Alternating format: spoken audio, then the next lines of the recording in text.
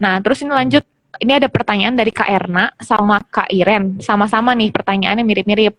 Katanya, gimana nih supaya anak kelas besar juga bisa ikut fokus sama panggung boneka? Karena kadang kalau ada yang bawa firman pakai boneka tuh anak kelas besar cenderung nggak semangat dan sibuk sendiri. Benar, ini tadi aku mau tanyain juga. Ya, Kak Erna dan Kak Ya. Iren nih jawabannya. Jadi kalau kesulitan terbesar main panggung boneka di gereja itu, karena gereja Mm-mm. beberapa suka gabungin anak yang kecil sama yang besar. Mm-mm. Apalagi kalau acaranya itu acara spesial, kan panggung boneka suka di acara spesial yang misalnya ulang tahun gereja, Natal. Iya, Paskah, Natal Natal, biasanya. betul. Mm. Biasanya karena Natal semua energi gurunya itu kan habis untuk panitia Betul, konstruksi, ngurusin betul, dekorasi. betul. Jadinya daripada ngadain 2 kali, 1 kali aja lah digabungin semuanya gitu. Mm-mm. Nah, tapi mereka nggak tahu, kan range usianya anak berbeda. Mm-mm. Kamu mau pakai boneka ataupun nggak pakai boneka, penyampaiannya tetap ada gap yang luas antara anak-anak toddlers, batita, balita, sama anak-anak yang ABG atau pra-ABG, Mm-mm. kelas 5 SD, 6 SD, SMP Iya. 1, SMP 2. Mereka nggak ngerasa kayak, gue bukan anak-anak lagi, men, gue Nah, udah preteen nih, gue udah remaja, men, ya apaan kasih iya. boneka gini. Nah, sementara anak-anak yang kecil banget, kalau nggak ada boneka, kakaknya ngomong dengan bahasa yang lebih tinggi, mereka nggak ngerti. Jadi kalau mau idealnya sih, saya biasa sarankan bikin kelas pisah. Kalau gerejanya Mm-mm. besar, pekerjanya banyak, biasanya mereka mau ngadain pisah. Untuk kelas Mm-mm. kecil, bahkan ada yang 3 kali ya. Jadi batita balita 1 kali ngadain event, lalu kelas tengah atau kelas sedang 1 sampai 4 SD atau 3 SD satu event, dan event ketiga baru yang anak-anak puber sama preteen. Nah, Mm-mm. kalau bisa seideal gitu, paling paling oke. Mau pakai boneka atau enggak, gampang. Karena bonekanya bisa disesuaikan. Karena boneka itu kan variasinya luas. Nanti teman-teman bisa browsing di Instagram kita. Saya kasih tahu Instagramnya. Ada nggak yang muncul itu? @mangboneka. Ini yang Teman-teman pakai bisa live kan? lihat. Betul. Teman-teman bisa lihat jenis panggung boneka itu kan variannya banyak banget. Ada boneka dengan boneka, ada juga one on one puppetry boneka dengan satu orang guru sekolah minggu di luar yang bercakap-cakap. Mm-mm. Mm-mm. Lalu ada juga panggung boneka dalam gelap, jadi lampunya dimatiin, jenis-jenis bonekanya yang menyala. Seperti ini biasanya nyala nih. Kita bilangnya boneka blacklight atau boneka dalam gelap. Nah, Mm-mm. kalau kalian banyak masuk ke anak-anak preteen, tentu sesekali perlu mencoba jenis-jenis boneka yang memang peruntukannya untuk anak-anak yang sedang ke arah kelas besar, bahkan sampai dewasa, Mm. seperti boneka dalam gelap. Karena mereka anak-anak 5 SD sekarang kan udah terlibat di hal-hal yang keren banget, misalnya kayak Mm-mm. K-pop dancing gitu. Mm-mm. Mereka udah bisa tahu soal apa editing video, music remix yang keren-keren banget gitu. Mereka mau apply itu juga di dalam pelayanan biasanya. Nah, mungkin bisa libatin mereka mulai dari penonton, nantinya ke arah rekrutmen, mereka jadi bagian dari tim puppet. Karena kenapa? Mereka Mm-mm. bilang, oh, this puppet is not for kids, it's very cool. I want to join. Nah, kalau sampai preteen bisa bilang kayak gitu, berarti kalian untung gede. Kalian bisa dapat talenta besar, kreativitas tinggi dari anak-anak UC itu kan kreatif banget kan. Dan mereka bisa apply into puppet show. Ya tentu jenis puppet show-nya bukan yang sama dengan yang anak batita balita dan anak yang di SD awal. Mm-mm. Jadi mungkin kalau untuk anak kelas besar atau pra remaja ya, itu jadi menyesuaikan aja ya bonekanya ya Kak ya. Dan Ya, naskahnya juga betul. mungkin ya. Ya kalau naskah itu udah pasti ya, kayak kita main drama, bukan hanya di boneka sih. Ya. Main drama, teater itu kan semua Ya. dari bahasa juga pasti. Mm-mm. Kamu mau storytelling pakai buku di kelas juga sama kan, bahasanya pasti nyesuaiin gitu. Itu mah nggak usah dibahas lah, mereka pasti ngerti. Mm-mm. Oke. Semoga menjawab. Oke. Ada lagi nih dari mana nih Kak? Kita jawab pertanyaan lagi ya. Lumayan juga nih banyak nih. Oh katanya Kak nggak jelas katanya nih. Bonekanya nggak Ya. kelihatan katanya. Oh, oke. Nih, Boneka nih yang ada kita dari, pakai ya katanya. Ada boleh. dari, oh ini Tante Esther. ya, Halo Bu boneka. Esther. Nah, Nah ini ini jenis ada boneka yang pertanyaan kita lagi ya Kak pakai. Doni ya. Heeh, Katanya gini dari Tante gimana Esther Kak? nih, ibu gembalaku nih. Iya, Gimana iya Bu Esther. gimana supaya anak tidak jenuh waktu menyaksikan panggung boneka? Ada batasan waktu atau enggak ya? Karena kalau misalnya ada, kira-kira berapa Exactly. lama katanya? Iya ini saya bersyukur ya Bu Esther tanya ini karena ini pertanyaannya penting banget, dahsyat banget. Jadi banyak gereja berpikir menyampaikan pesan firman dengan panggung boneka itu sama kayak ngundang pembicara khotbah dengan mikrofon. Hmm. Jadi rata-rata waktu awal kami bikin lembaga panggungmboneka.com itu gereja ngundang minta kami bawain panggung boneka 1 jam, 1,5 jam atau lebih, dan hampir semua kita tolak karena bukannya mereka jahat ke kami, tapi mereka tidak tahu. Mereka pikir kan ya bawain firman dengan boneka ya sama aja lah.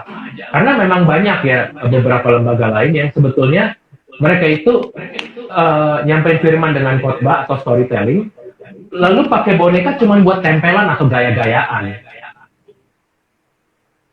Jadi nggak pakai skill sama sekali, bonekanya juga kebanyakan melihat surga, kadang dipegang, kadang-kadang bonekanya jadi patung, orangnya ngomong terus setengah jam, bonekanya diam di sini, itu kan aneh sekali, tapi buat dia nggak aneh, karena memang dia storytelling with a puppet as a complement, hanya pelengkap aja.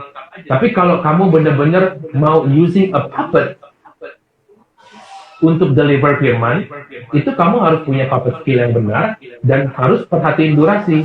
Kalau kami biasanya di lembaga, untuk penyajian bersama dengan tim, ketika gereja undang, kita selalu bilang, maksimal penyajian itu biasanya 20-30 menit. Apalagi kalau audiensmu itu mix, ada anak batita, anak balita gitu. Semua teori pendidikan, psikologi, mereka bilang span of attention anak kan di yang paling kecil seperti di bawah 5 tahun atau di bawah 4 tahun itu span of attention-nya sangat rendah, paling mungkin cuma 10 menit.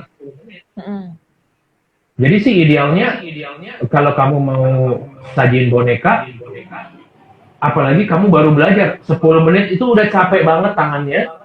Pasti. Dan udah bener-bener terkuras banget kreativitasnya. Nah, lalu bagaimana? Gereja kan nggak mungkin 10 menit masa Natal habis itu langsung bagi goodie bag pulang.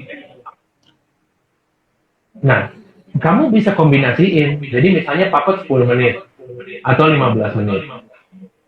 Berikutnya 5 menit berikutnya, 10 menit berikutnya mungkin bisa dikombo dengan firman Tuhan dari hamba Tuhannya.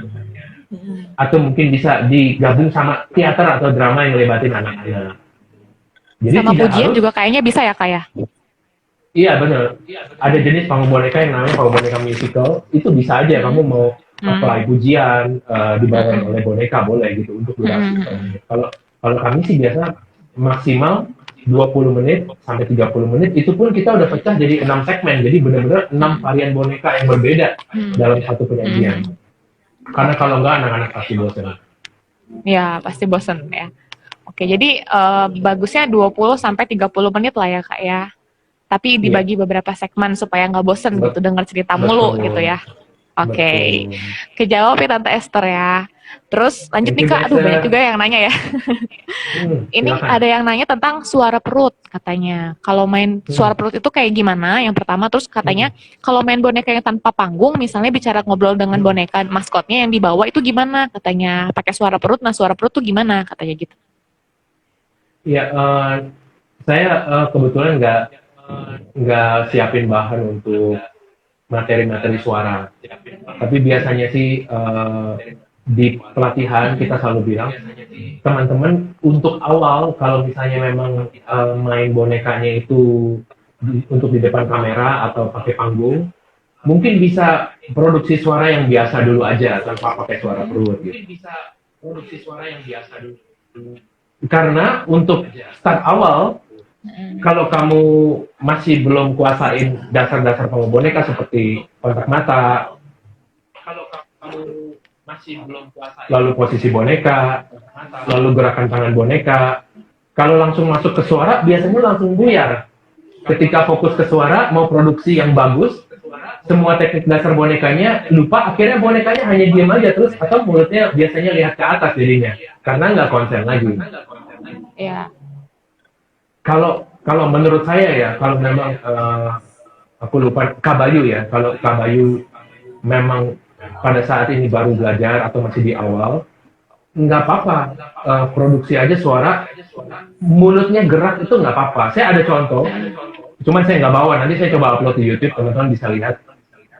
Ada orang yang main pengu boneka di gereja atau di depan video, bonekanya ngomong ke anak-anak dan juga ngomong ke dia, tapi waktu dia ngomong mulutnya bergerak.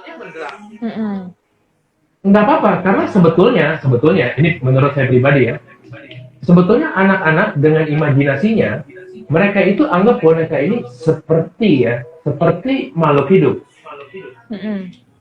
Jadi mereka nggak peduli Kak Bayu atau Kak Doni pakai baju apa hari itu, rambutnya cetar nggak hari itu, mukanya kinclong nggak, pakai filter nggak di kamera. They don't care, karena mereka bukan mau lihatin kakaknya, mereka mau lihatin bonekanya.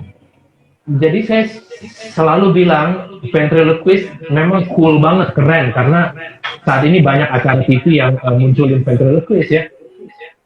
Di America's Got Talent, di British Got Talent gitu. Tentu banyak orang pengen seperti itu.